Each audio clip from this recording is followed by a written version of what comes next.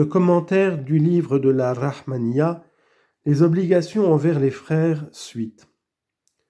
30e obligation. L'aspirant doit exhorter les frères et les engager à fréquenter la psalmodie ou louange de Dieu. Il doit les porter à désirer être présents au cercle de psalmodie matin et soir. 31e obligation. Il ne doit pas donner aux frères le mauvais exemple en faisant ce qui les porterait à manquer aux obligations des frères envers le shir, soit en recherchant le monde au moyen des fonctions et des métiers, soit en se mariant sans la permission du shir. Il porterait les autres à suivre son exemple mauvais en l'imitant. Agir de manière à faire ce qui porte les autres à manquer à leur devoir envers le shir, ce serait mériter la colère et la haine de Dieu, surtout si on leur fournit les moyens de suivre ces mauvais exemples.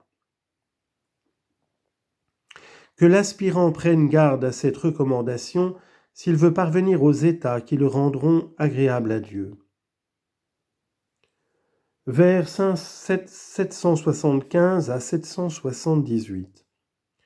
Présente-leur le rasoir, offre-leur les ciseaux, donne-leur l'aiguille, le fil, le peigne, les ustensiles. 32e obligation. L'aspirant doit s'appliquer à rendre service à ses frères, à leur être utile, à éloigner d'eux tout mal autant qu'il le peut.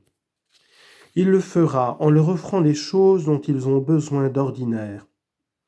Ainsi, il présentera le couteau pour se raser, les ciseaux pour couper les poils ou autre chose, l'aiguille pour coudre, la laine pour coudre le cuir, le peigne pour démêler et peigner les cheveux, l'instrument à percer, khilal, le cure-dent, miswak, le tapis de prière, les ustensiles pour les ablutions et de la boisson, etc.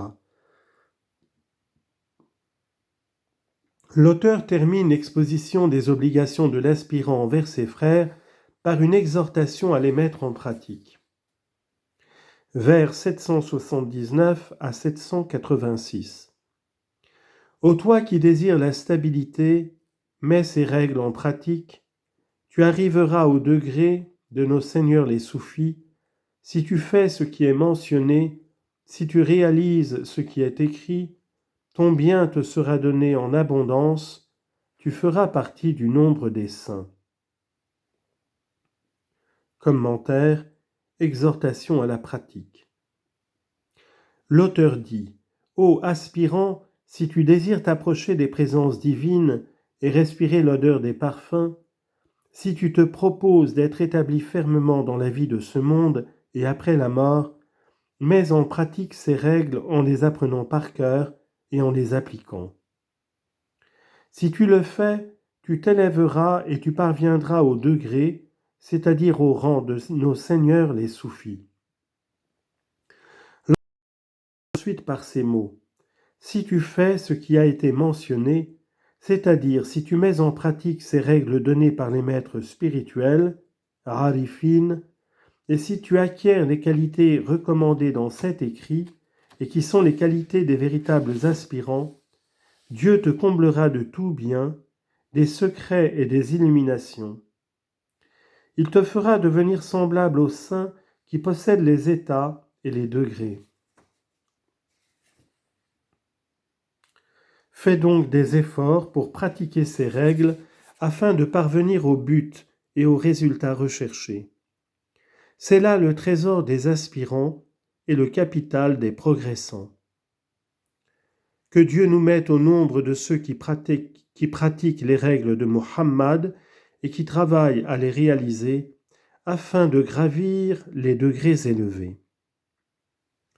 Note du traducteur.